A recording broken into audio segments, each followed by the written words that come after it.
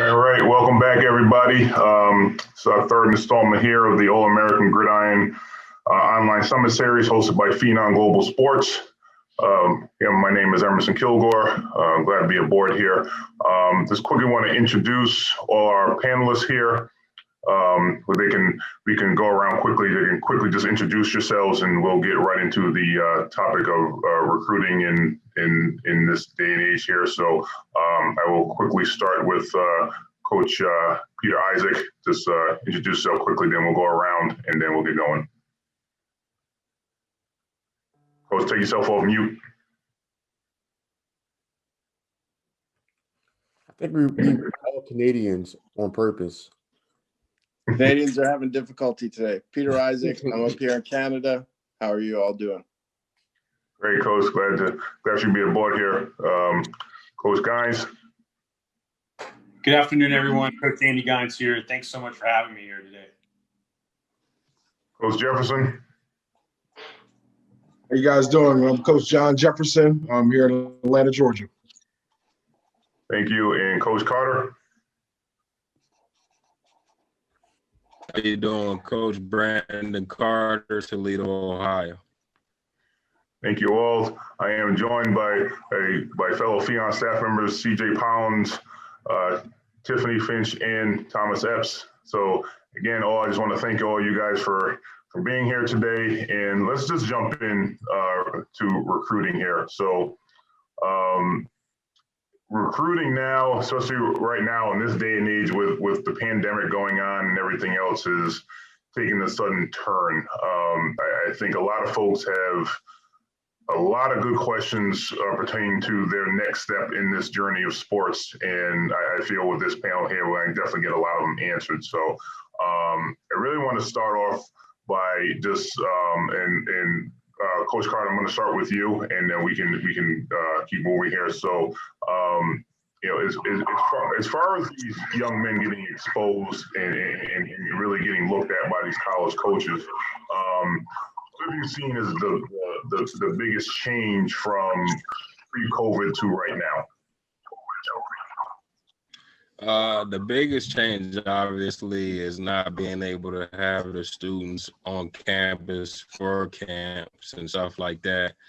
So now your film, obviously, is really, really important now because that's all they have to really evaluate you. So your film is definitely really important now, too. And a big thing that I've learned from this process too, with even how the college coaches watch film, because we always say, get your highlight tape together and stuff like that. And I mean, honestly, the coaches, they may watch maybe like a minute or two of that, but they actually watch the whole film because they want to see how you play, not just on your best plays, but on every play. Do you take plays off and different things like that? So that's one of the things that I've learned in this process on how they watch film. They don't just watch your best 5 plays or 10 plays. They want to watch you during the whole game. So I feel like game film right now is definitely key, and it's really huge right now. So the athletes, I would say, don't take any plays off and always put your best foot forward every time you're out there. You're being evaluated every snap, every play. Cool. Coach Guines, anything to add to that? The biggest thing that I'm seeing as well is the part where some of these, it's from the scholarship standpoint. I've been doing this a long time, and I get a lot of coaches early in the recruitment business getting contacted, and these kids getting contacted early that have all of the information that they need. But with the difference right now with COVID and next year with some of these conferences where they're not going to hold these athletes to eligibility standards, they're going to be able to play next year. Now coaches are going to be able to help have some of their players stay around for an extra year. So the class of 2021 is struggling a little bit when it comes to the recruitment process because a lot of these teams are not going to lose some of their players for the following seasons. So it's really interesting. I'm not seeing some of these offers come by as quickly. And again, there's a lot of questionable a lot of coaches have a lot of questions. They just don't know what is next year going to look like. No one knows just yet. So it's, right now with what's going on with recruiting, it's something that I've just never seen before. Coach Jefferson, what do you have to say? Just to piggyback on that, the uncertainty as a college coach, you don't know what your budget. A lot of parents don't realize that there's a budget that's being talked about at that table as it relates to the pool of money that you're able to issue out in scholarships, walk-ons. You name it. Everything. It's a business. So the uncertainty, as Coach, Andy said, we just don't know. You just don't know. So it's totally different. And a lot of offers that, would potentially be going out right now, they're on hold. And this is coming from the Power 5 level all the way down to NAIA. So it's really frustrating, because you don't know where this vehicle is going. But at the end of the day, we just got to be patient and see what, where it goes. Coach Isaac, what do you have to say? Yeah, just to build on the excellent points the other coaches made, I think for especially the international kids, the in-person with spring ball, coaches coming by the campus to get to know the kids. I got one kid who's my son. A lot of coaches haven't gotten to, the one question over the phone is, are you really 6'6", 230, 240? And a lot of kids get that because they haven't had time to build that in-person relationship. So, they might see the discrepancy on film, but there's nothing like them coming, standing at practice, being in practice, talking to the kids and being able just to get that in-person eyeball on them. And I think especially for the international kids, that's hurting a lot of them right now because they're not able to forge those relationships where the local kids, they've been in high school or 7-on-7 and they have those relationships with the programs. They've been around them, been to camps. And I think even when you have excellent film and you're an international kid, that's kind of holding a lot of things back as well. So to that, I just want to touch upon what you had said, Coach Isaac, with the with dealing with all these different avenues. I think the I don't want to say the more intelligent folks, but the folks that really can see this time as an opportunity rather than a negative are really going to be the ones that are going to rise during this time. I think that, the times that, for example, in Rhode Island, so there's unfortunately we're not playing football here this year.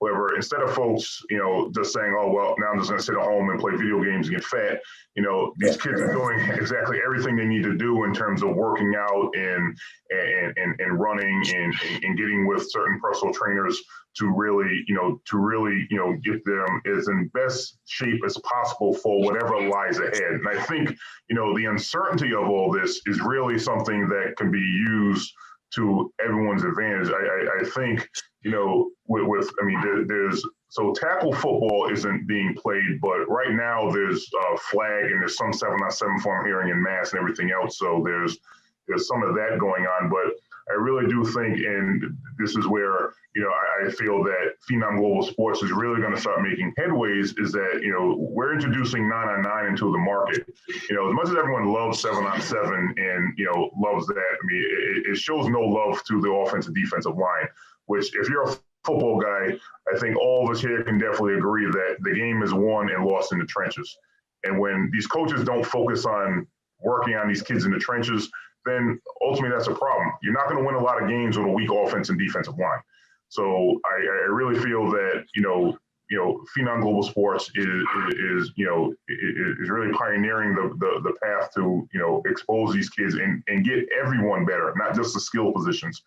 I think if athletes take, avenues like this, working out, working with a group that is doing 999 and working with Phenom, I think, to be in a much better position to present to all these college coaches that, I'm fine. I can't control the fact that there's a pandemic, but I'm doing everything possible to ensure that my skill set is ready to go. So when you do give me that scholarship or you do give me that financial aid, your investment in me is going to be worth it. So I think that the young men and young ladies that are taking full advantage of this time are really going to be at a better edge than those that aren't. So with that being said, and Coach Isaac, I'm going to start with you. What other avenues do you see, and especially coming from Canada? I definitely have experience in Canada. I know it's a little different animal than what it is down here, but there's still a lot of great athletes, up there, a lot of athletes that need this type of exposure. And unfortunately, you guys don't get enough credit. And I'm saying this as an American citizen that has seen Canadian football. Canadian football does not get the props that it deserves. But I know we're working on that. But what avenues can both your athletes and athletes down here take to really take that step to get that exposure, to get that to get that scholarship money or the financial aid money that they're desperately looking for? Yeah, I think like Coach Jefferson said, it's those kids that aren't sitting on the sideline. They kind of marry the technology with the old school hard work. Virtual combines, that's been a big one for us. Having online practice sessions and just having coaches log on so they can see the kids and they get to see their work ethic, because like one coach told me, one kid, he's there every day regardless of whether he's in his position group or he's just coming out to help out with other groups. He's always getting work. And I think that's one of the biggest avenues is just, having them be able to, they can't be there in person. So doing it online and having them, visually see these kids and judge them and get to know them that way. Coach Jefferson? We got to, encourage a lot of these families to use these platforms, these social media platforms. As Coach said, you don't get the in-person, evals when we are able to go and sit in the homes and go to the practices and, get those measurables, those live measurables. But what I've been encouraging a lot of student athletes to do is, just like you use your phone to do Snapchat and all that other good stuff, right? That fun stuff. Now you need to use your phone to go ahead and get on that scale.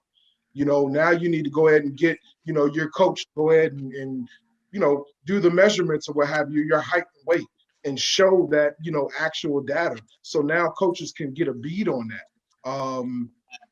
Just to piggyback off of Coach Isaac, just recently I was able to get on a live, showcase where a coach was able to put up about 10 to 15 of his kids' huddle film, and we watched it, thoroughly. And then I was also able to give feedback on how, they need to go ahead and construct those highlight films and different things of that nature to be able to jump out on the screen so coaches can say, you know what, I want to go ahead and do a more in-depth recruiting process on this, student athlete. So it's very important that a lot of these athletes need to use these platforms in a better way and not just post, a long highlight film or their huddle. They need to start really, really getting down into the details to, jump out on the screen, because right now, as we know it, the dead period has been pushed back. So a lot of recruiting is happening online via email through, Phenom Global Sports, trusted sources. I got a lot of college coaches that are reaching out to me and saying, hey, coach, hey, do you know about this kid? And if you're a trusted source, now they're feeding kids through that to be able to get a good bead on them and, be able to give them an opportunity. Coach Gines. I mean, social media is the way to go right now. this is definitely a different year for everyone, and social media has got to be the way. And this not only goes for kids here in the United States and even in Canada, but all over the world. You know, if your team isn't playing right now, you know, you may have to use a little bit of old film, but you got to also be able to show some sort of skills video. You know, show the coach what you can offer. Talk to your high school coach or your club coach and ask them to get involved with, you know, with your recruitment process, because you got to do something. You got to be able to show the coaches something. I love what the coaches were saying about, you know, get on the scale, use it as a, you know, hey, I weigh 240 pounds. You know, you get, you know, you got to show, you know, what you can offer now, because again, this is something so different that none of us have ever gone through, you know, to be able to, but these kids all know how to use social media.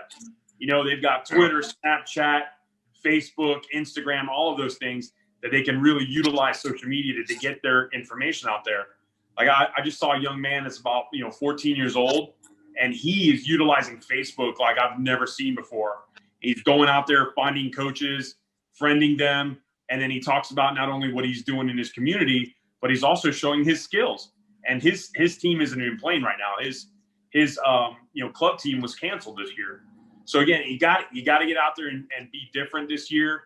You know, one thing that I would really suggest to these young men and women is get onto YouTube and again all the other social medias and see what are other people doing. You know, what are they doing to get their name out there, to get the recognition that they need?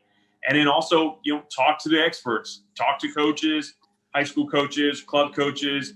And if maybe you can tap into a college coach that's inside social media. I get messaged all the time. You know, coach, what do you think about this? What do you think about that? Hey, just get your information out there so we can see it. And then we can tell you what you need to, you know, what you need to focus on. Excellent. Coach Carter. Definitely want to piggyback with those guys saying social media is definitely a must in these times right now. We've got a guy here in Toledo. He was playing in the CFL. His last name is Holly. I forget what his first name is. They're twins. But long story short with him, he ended up, their CFL season got canceled. So he came back here home to Toledo and just started making a bunch of workout videos and stuff like that. Like every day, just kept posting them, sending them to NFL teams. He ended up signing with the Miami Dolphins, and he's on their practice squad now. So my thing for the high school guys is take the same approach. Do workout videos, show your skills, show, you know, if you can change direction, if you're a quarterback, showing, throwing the ball, different things like that. But you just can't sit around and just expect for those guys to just find you. Like, you really got to stay active, especially if you're not having a season. I know we're fortunate enough in Ohio that we're actually having a season that's scaled down. They're only playing 6 games. And then every team has the opportunity to make the playoffs and stuff like that. But like in other states and other cities where you don't have football, you got to do something to still sell yourself and get yourself out there and let these guys know that you're actually doing something and you're being active, because all they have is your last year's film. So you want to have something fresh on their mind to give them. Thank you, Coach, and I'm definitely glad to hear a story like that, where different athlete is, did what he had to do, and now he's done what he had to do, and now he's on the roster in the NFL. I mean, that's if that's not proof alone to prove what we're saying right now, I don't know what is. So that was absolutely a great story. My last question here, and I'll pose to all, then I'll turn over to CJ, is so the NCAA is giving college seniors yet another year to compete, which means roster spots are now going to be even more limited on the other end. How do student athletes how do they work with that situation now that the world of recruiting is already tough enough? Now, given these, and again, I truly believe that this was the right decision to make for these athletes in college, to give them an extra year eligibility so they can do what they need to do, be it for them to, take it to the next level in professionals, or just to, be fair and just give them opportunity to shine their final year. For the high school athletes trying to get into college, that obviously, brings an issue. So, how do you deal with that? How do you deal with that type of communication between student athletes and coaches? And Coach Guines, I'm going to start with you. I apologize if there's any background noise going on right now, but my biggest thing on this is, from the communication standpoint, is you've got to be humble at this point and not say just D1 or bust. You've got to be able to know, listen, this is, again, different year. I'm going to be able to say, I might be a D1 player. I might be. I don't know. But if there aren't D1s that are looking at me, I can open up things for this season to either go to a JUCO, go to a D2 or something like that, where I'm going to be able to be seen. I want to be visible, right? Instead of just, picking that one school that isn't even recruiting you and trying to make a move there. So again, you got to look at this from instead of tunnel vision, look at globally. What's going to be in this for me? How am I going to make the right thing out of this? Where can I go? That even for a semester, if these schools are already full with their players that they're going to keep for the next season, well, maybe there's a school that isn't, and you also got to show your worth. There might be a young man or a young woman that's already on that team that maybe isn't eligible right now, from the grade standpoint. So show the coach, hey, look, coach, I've got a 3.8 GPA and I scored a 27, 28 on the ACT. Here's, my game film or my skills. Show them your worth, because you may right away replace someone that's on that team that maybe not have that opportunity that next season. So again, be humble and take the opportunities that are there for you. Coach Jefferson. I'm coming from a grade standpoint. The education, and if an individual wants to push that pendulum, and I'll give a prime example. I can have 200, kids that I'm evaluating, and as we're go ahead and dwindling that down and what have you, I'm looking at the academic standpoint. And right now, with them allowing, these young kings to be able to stay on another year, the only way that really is going to make sense is, like Coach Guy said, hey, this is my GPA. These are my test scores. Now, from a football standpoint, they can start looking at academic money. And let's say, you're at that, institution, you're a Division I player or whatever level you're on. Now you become more of a value. You follow me? And they'll fight for you. So it's really going to be hard for the, on the borderline kids. So that's going to really open up the door, in my opinion, to JUCOs and prep programs to really position themselves to be able to go where it is that they're, trying to go. Very seldom have I ever seen a kid from Division II or Division III go there for a year and then go ahead and jump up to Division I, because they're asking that, that question. Well, if you were there, we're not giving you a scholarship to come up, to move up. But if a prep program or JUCO is available, I'm encouraging kids that if you need to go ahead and get your grades right and get that, more exposure, this is the avenue, you follow me, you might want to take, or revisit and just, think about as a family, to take that opportunity. But from a grade standpoint, it's really going to help for those kids that are eligible, to get those last, couple roster spots.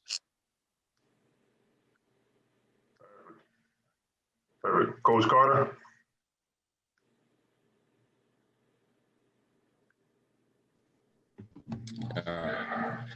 Now, I feel kind of what Coach Jefferson was saying. I feel like if you are borderline, I think the JUCO and I think the prep school is definitely a way to go, because you got to think about it. with the colleges, especially them having the guys for an extra year, the scholarships are limited. So they're not going to be bringing in full classes like they normally have been because you still only have 85 scholarships. They didn't raise the limit. So as far as a college goes, they got to get guys that they can't miss on. So it's not a matter of, well, we can take a gamble. So that's why I feel like I think the transfer portal and I feel like the JUCOs and the prep schools are going to be more of the ways that they're going with the COVID situation going on right now, because it's kind of more of they really can't miss. They can't take that gamble on guys, especially with if you're borderline grade wise. I think it's a no-brainer to go to a JUCO or to go to a prep school. And even if your recruiting isn't going the way that you want it, say you might feel like you are a Division I player or one AA player, but you're not getting those looks. It's nothing wrong with going that avenue. I've seen guys to JUCOs plenty of times, and they ended up coming out of there with 10, 12 Division I offers after their 2 years at the JUCO. So I feel like that's definitely a very good avenue if you're not satisfied with the recruiting process. Or it, like I said, I mean, the matter of your grades are kind of so. I think that that's definitely a great option for you to have, especially in these times of days now with the, like I said, how recruiting is. You can't miss. Those guys, man, if those guys don't work out for them, those coaches aren't going to be there. So especially now where they really can't evaluate you and go see you, or you can go see them at camp. Like you gotta be, you got everything's got to line up for you to pretty much get that scholarship right now. It's definitely hard, but it's possible, but it's a lot harder. Great. Coach Isaac? Yeah, I mean, all the coaches made great points, and I think it's filtered down to the kids. I had a young man who, asked coaches in his position group, how many guys do you think you're going to have any spots? How many seniors are going to come back? They're going to opt to come back. I think I might go to JUCO, because I know I won't get an offer with all those guys returning. Which programs do you think would be best? So, you guys, you can see what you need to see of me. You can see me grow, and just looking forward and taking all those points and planning. And I think a lot of the kids have that on the brain. I think a lot of smart coaches like these gentlemen have, instilled it in them. And I think that's going to be the plan that a lot of guys who are on the bubble, whether it's scholastically or just, whatever the circumstances, maybe there's not a scholarship in the wide receiver group at that time, are going to take that route, whether it's junior college or prep. And I think just being up front, laying out a plan shows a lot of maturity to coaches and just making sure it's all out in the open and asking them, for recommendations. Agreed. I think that's I think that's definitely a big part of it. The recommendations where a trusted voice is going to tell them, yes, they can take it to this next level. I think that's something that's also not looked upon as heavily as it needs to be. So CJ, I'm gonna hand it off to you now. So ask a couple questions here. Guys, I kind of want to open it up to the floor and really, I guess, roll it back a couple of years. I know we focused on this current class, but one thing Coach talked about is showing your worth. And I know Coach Gines was talking, but this is for all of you. How do I do myself as a younger athlete, as a sophomore or junior, in hopes that as these things start to clear themselves back up, how do I distinguish myself for these coaches in the long run? Should I be focusing on my grades? Should I be trying to go to camps and clinics? Do I need to play in the off-season 7-on-7, 9-on-9? Because as we all know here, there's another guy in the country or in the city or in the state that 6 foot runs a 4.4 you know, there's another 6'6", 320 guy that's strong. You know, how do we start distinguishing ourselves as athletes? Hey, CJ, can I jump in real quick? Also, just to add to that, how early should an athlete and how important is it now to have that NCAA clearinghouse, up to speed now as well?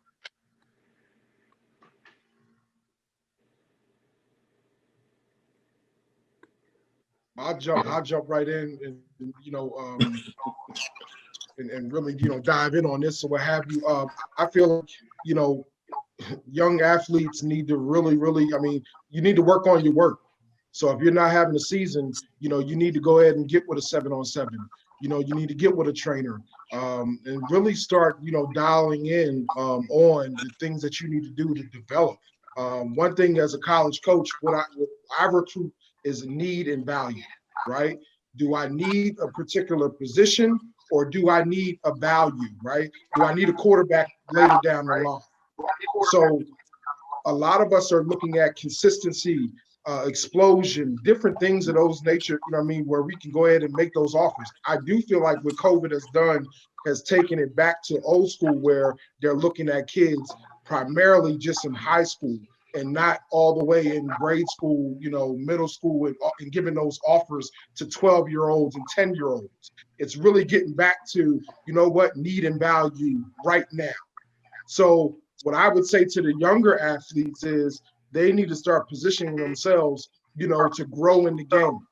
Those development camps, those 7-on-7s, and getting with reputable programs too. That's another thing. I can't speak enough on that. Reputable programs where they're going to develop. One of the beautiful things I love about several teams in the SEC is they primarily focus on development camps. Yes, they're prospect camps, but those are for those, older kids or what have you, who they know they're going to offer. But they do bring in coaches that are going to help push, you follow me, that development piece, primarily like at Alabama. Nick Saban is very, very big on developing those young kings to be able to grow in the game. And then to your point, Coach Epps, I'll say early with that NCAA, making sure that they got everything in line, and asking those questions and piggybacking off of the things that they need to do as they get into high school to position themselves because they're a brand now, Let me jump in real quick too. It's never too early to get on top of the NCAA clearinghouse and things like that. So as far as the sophomores, even your freshman year, talk to your guidance counselor at your school and say, hey, I want to play a college sport. I need to be NCAA certified with the clearinghouse, so they can walk you through those steps too to make sure that you start that process early as possible. Because I've known kids that it's their junior year, and hey, coach, I got to get registered for the clearinghouse, and I got to do this and that, and it's like, you should already have these things lined up, and you're familiar with these things, and making sure, you got your core GPA and your test score and all of this stuff.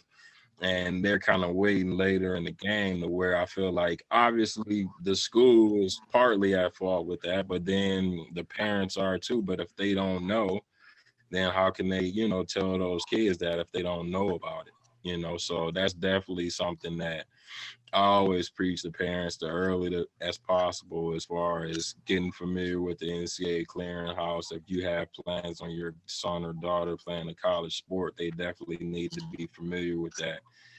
The sooner the better. Definitely the sooner the better. And then as far as being too early or whatever, as far as being a sophomore, it's never too early. I always tell my guys, whether they're older or younger, I'll take my college guys or I'll take my younger guys, especially with football, with huddle and everything like that, you can do it. So always what we do when we come back to work, I don't care about any of the good plays that you made. I don't want to see none of those. I want to see all your bad plays.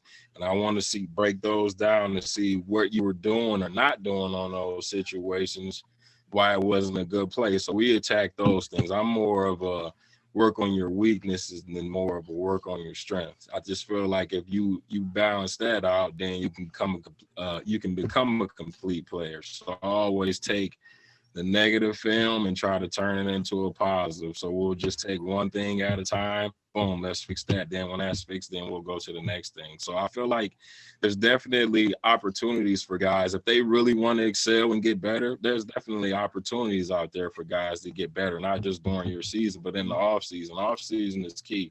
So obviously I'm a trainer, so I'm always pushing kids, whether it's myself or another trainer, but you should be getting some work in the off season and perfecting your craft. If you're serious and you're passionate about it, you're definitely going to be working on it when nobody else sees.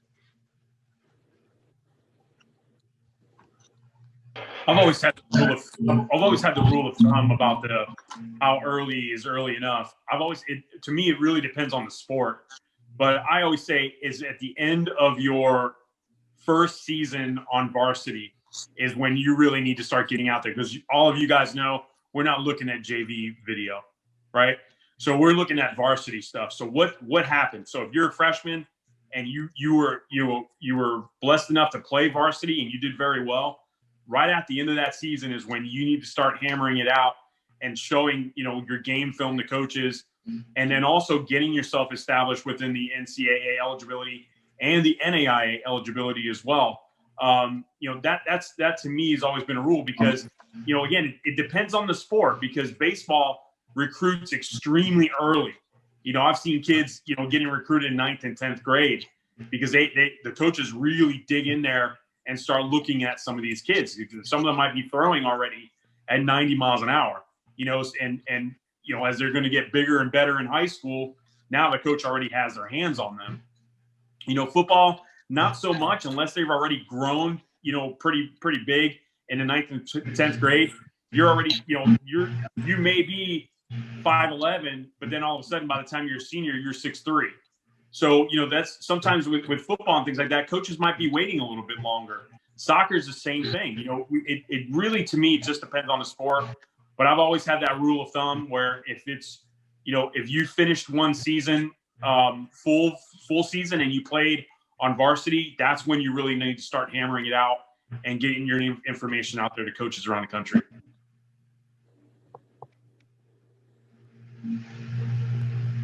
I'll leave that question to the experts. I just have a thought, and then maybe a question for the other coaches that just got kind of texted to me. Sorry, Coach. It being like I tell some of my boys right now, it's a buyer's market because of all the factors we talked about previous. But there's some kids out there that maybe play, wide receiver or running back, but a lot of teams are going to have needs at, certain positions, say O-line. And I want to know what you guys think, because I've kind of said to my guys, maybe you're a big tight end, or you're a running back that's, better suited at linebacker. Make the offer to the coaches that you're an athlete and you're willing to switch positions. If you're that 6'4" or 6'2" running back, I'll play linebacker if you guys need a linebacker and things like that, because certain programs are going to have holes, and maybe not in your position group, but if you can play and you can help out, I don't know. What do you guys think about that advice? I had a player. Well, I got a player right now that I'm working with out of New Jersey. He's a phenomenal running back. And I reached out to Wisconsin, Coach Saeed out there, and he told me, like, right now, running back, we're full for 2021. And the first question he asked me was, hey, Coach, does he play defense? And I told him he plays defensive back. All right, his recruiting, we're going to continue to keep recruiting this kid. So being that versatile, athlete, being able to do multiple things and showing that, is definitely going to, one boost his value, because now they have a need at defensive back, and he's going to go ahead and continue to keep recruiting this kid, watching him, and unfortunately they're playing in New Jersey. So they're going to be able to get a beat on how he plays at the defensive back level. And I always tell kids too, that might be your primary position that you have played running back. But think about this. If you go to that school and you're playing another position, and God forbid anything happens in that other room, that coach doesn't now have to worry about next year recruiting someone to fill that gap. They say, well, you know what? This kid over here in the other room can play that. Yeah. So it's just, it's building that value. Yeah, I agree. And I always go back to that young man that played at Penn State several years ago. His last name was Robinson. He was a quarterback there. And when it came into the NFL draft, no one was really looking at him for quarterback, and he was really good.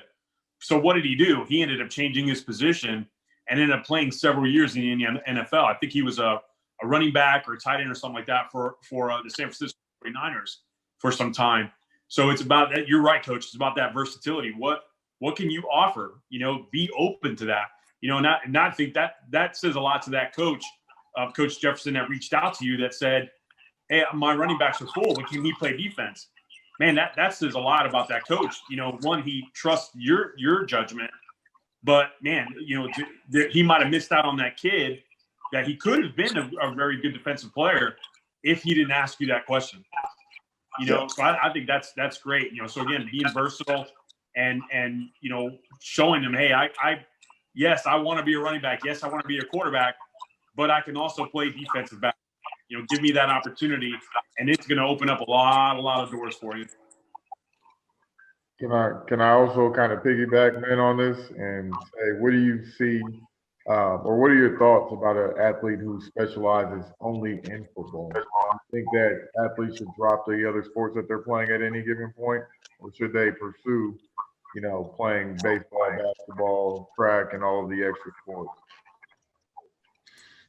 The coaches here, let me chime in real quick. All of my friends that I've talked to that are college coaches all have said that they like guys to play more than one sport. They don't just like guys specializing in one sport. And I feel the same way. I just feel like coming from a training standpoint, I just feel like you need to work different muscles, different core groups, and different things like that. And if you're always doing the same thing, then you're going to be deficient in other areas. So my thing is, I feel like you should play more than one sport anyway, just because I feel like when you get to high school, you should play at least two sports. Not even three, but I feel like two sports, where you play something in the fall and then you play something in the spring, and then the wintertime you can kind of give yourself some time to regroup, work out, and get ready for that other sport. But I don't feel like you should just play one sport and just put all your eggs in one basket. For one. For two, to give you a better opportunity if you are trying to go to college, that you play in another sport. And you could take Urban Meyer. Like, he never recruited guys when he was at Florida and when he was at Ohio State, Utah, BG. He never recruited guys that only played one sport. Like, they don't like guys that play just one sport. And I've never been a big one sport guy myself either. I definitely agree with you, Coach Carter. But I'm gonna also throw this out there too. I've ran into over the past 6-7 years where some programs don't allow their kids to play multiple sports. And I'm more so talking about football players going to playing basketball because they already got their basketball kids. So what I always encourage kids to do, especially football players, you need to run track. Go ahead, make sure you're running track. Like, no offense to baseball and soccer and all that other good stuff or whatever, but you need to run track. And because that's just going to help you as an all-around athlete, on the football field. But in regards to what I was just saying, I had a kid who was good at basketball, and the head coach of the basketball team would not, he cut him. So I think it's important for college coaches too, and I'm talking from a college coach standpoint, they got to ask those questions. Why aren't you playing multiple sports? Because there's also some coaches, and we all know it, at certain programs across the country that stand in the way of different things. But in more cases than any, they can go ahead and run track. I think that's really big. I think too, in addition to track, I definitely agree with that. All athletes should be doing multiple sports. I think that the one other sport that should be focused on is wrestling. I think that during the off season, and I will say especially with offensive and defensive linemen, there's no one better sport than wrestling to, number one, start getting some of that baby fat off. Number two, show you how to use your hands and really know how to work leverage. And I'm saying that from my own personal experience because I was a wrestler here in Rhode Island, and I was a two-time state champ here. And all that I did during the off season was to prepare me for football. So there was one year I actually did both wrestling and indoor track at the same time. And then, my senior year, I kind of slowed that down a little bit and just focused on wrestling. But I definitely think as far as the off season, once you're done with football, I mean, yes, you're going to take about a week or so to rest, and I definitely get that. But I think, getting into these winter sports, I think that, wrestling, indoor track, basketball, those are the type of things that these athletes really need to focus on to get better for the number one sport. And yes, that's a bias, but I don't really care, which is football. So, so with that, we have about 2 minutes left here. So a little bit more than two, but we'll get it. So if all the coaches here, I'm going to start with you, Coach Jefferson here, but if all the coaches can just, give a final piece and just, tell us what you're involved in. And if anyone here wants to contact you, please give that information. So Coach Jefferson, I'm going to start with you. Emerson, before you get started with that, I just had a question to come in from a parent that just texted me. Okay. Parent of a kicker / punter. When is talk about the recruitment of a kicker / punter? And the last time I checked, teams win and loss on the kicking game. So if you have an athlete, could be a second or third tier athlete. I know a lot of times in different in the community that parents have a negative stigma if their kid's the punter, their kid's the kicker.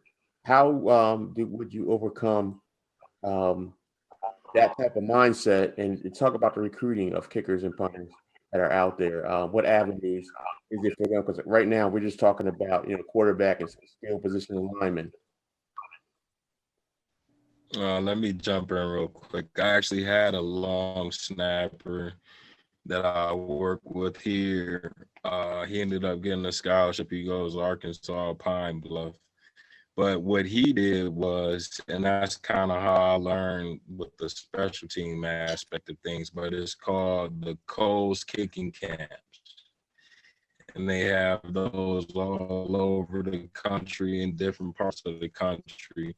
And what you'll do is you'll go there and you'll kick, you'll snap and things like that. And then they'll evaluate you and then they'll rank you.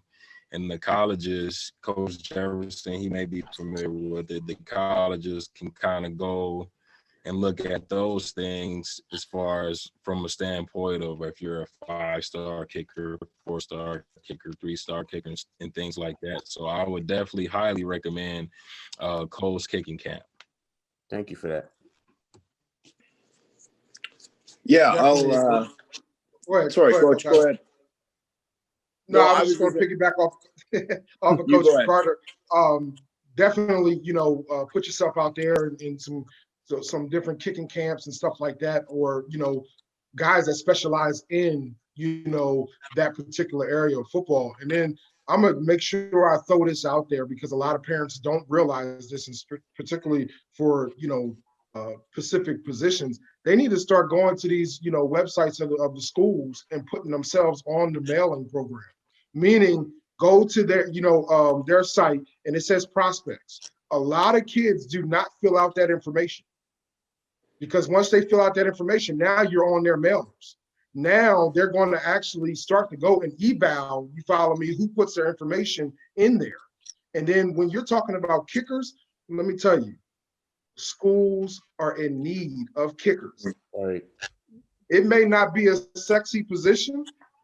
in regards to, the running back and receiver or what have you, but we're always looking for good punters, snappers, place kickers, all that. We're always looking for that. And if you think about it, even at practice, we're always looking for even guys, hey, can you kick just in case this kicker goes down? So definitely putting yourself out there and marketing that and showing, even on Twitter, standing on, the 10 and kicking it, seeing if it gets inside the 5 and different things of that nature, like really putting yourself out there. But schools are always looking for, those positions. Yeah, I was just gonna say one of the first kids I helped, safety / quarterback, FCS, safety. Then we went to a camp. He started punting. He reminded me of a young Mitch Berger. Coaches went wild. Power 5 schools. Dad had a problem with him being a punter. That it was a bizarre situation. Ended up, hemming and hawing, kind of pissing a lot of people off. He's up here now playing quarterback at a school, I think 3rd on a depth chart, paying for school when he could have been a punter at a really good Power 5 school. And the kick of it, the school that he wanted to go to had problems at DB, probably would have got a shot to show his stuff, but that was his way in the door. That's the advice we gave him. But ultimately, the parents are the biggest influence. So,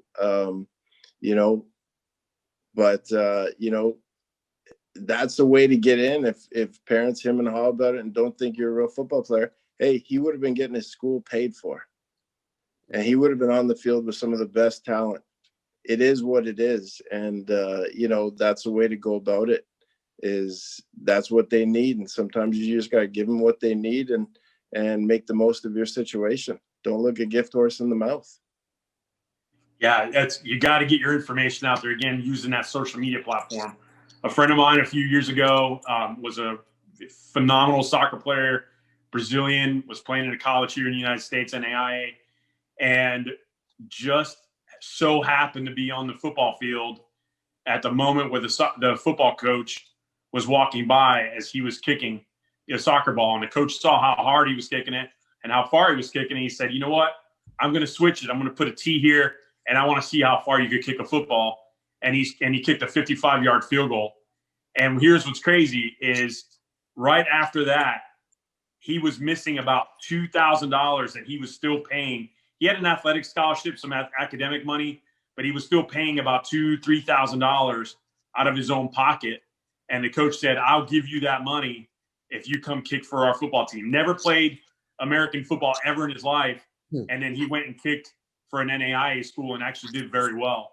So, again, it's just being in the right place at the right time, and then also getting your information out there and getting the exposure. And one more, this is several years ago, I had a young man that was ranked 3rd in the state of Kentucky as a field goal kicker. I mean, he was a really, really good kicker, and but wasn't very big. But the coaches, that were getting the most hit for him were the NAIAs and the D3s, because he fit that mold. Very smart kid. But his dad was saying, absolutely not. We're only going D1 or bust. And it ended up going to the point where he did go to Vanderbilt, but he never stepped foot on the field ever in the 3 years that he was on the team. Never kicked a field goal, nothing on that team. And then his senior year, he was gone. And the parents also paid for all of this college. It was just that, to have that vision. So, don't put yourself in this small little bubble. Open yourself up and play in the right level that you should be playing at. Great stuff. Great stuff. CJ, turn it back over to you. Thank you. Guys, we definitely appreciate your time. Again, like Coach Emerson was saying, if you guys can tell our audience how they can get in touch with you, you guys have a wealth of knowledge, and I'm sure there will be more questions that we didn't have time for today. Just a quick 20, 30 seconds here, if you can let them know how they can reach you. Up in Canada, Peter Isaac, Bold Sports Development on the social media, Twitter, Instagram. Hit me up. Coach John Jefferson, CEO of SITG Consulting. You can reach me at standinginthegapconsulting@gmail.com or Mr. Speak Life on Twitter. And I'm here to help all you student athletes, get evaluated and on the college, pretty much on the table of these college coaches.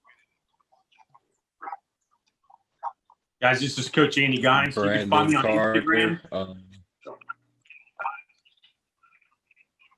Go ahead, Coach. Go ahead. Oh, I got you, man. Hey, this is Coach Andy. This is awesome being here today, getting to meet all of you guys.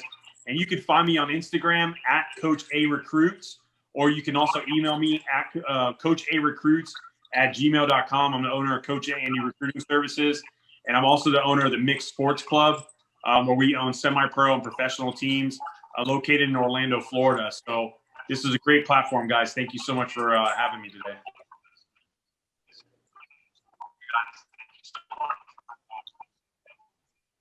Brandon Carter, CEO of Elite Athletics Academy. I can be reached at 419-206-8009. That's my cell.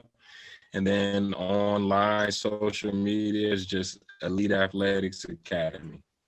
Thank you guys for having me. I appreciate it. Thank you guys again. It's definitely been a great discussion. Hopefully we can have another one soon. Oh, we're going to have another one soon. Thank you guys. So stay tuned, guys.